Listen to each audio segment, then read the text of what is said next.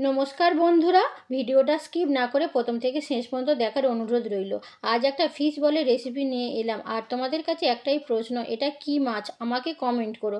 প্রথমে মাছগুলো ভালো করে পরিষ্কার করে ধুয়ে গরম জলের মধ্যে ভাপিয়ে নিয়ে ঠান্ডা করে কাঁটা বের করে রেখে দেবে। এবার কড়াইতে বেশ খানিকটা সর্ষের তেল দিয়ে ভালো মতো গরম করে এবারে দেবো কুচানো রসুন, নেড়েচেড়ে দিয়ে দেবো কুচানো পেঁয়াজ, কিছুক্ষণ নেড়েচেড়ে দেবো গ্রেট করা আদা, কাঁচা লঙ্কা ও টমেটো। বেশ ভালো করে কষিয়ে দিয়ে দেবো মশলাপাতি, পরিমাণ মতো নুন, হলুদ গুঁড়ো, লঙ্কা গুঁড়ো, লাল লঙ্কা গুঁড়ো, ধনে ও জিরে গুঁড়ো ও চাট মশলা।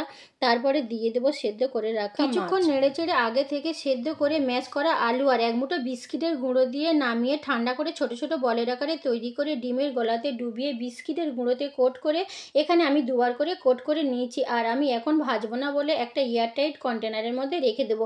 তোমরাও এইভাবে একবার হলেও ট্রাই করো, আর রেসিপিটা ভালো লাগলে একটা লাইক করো। সবাই ভালো থেকো, ধন্যবাদ।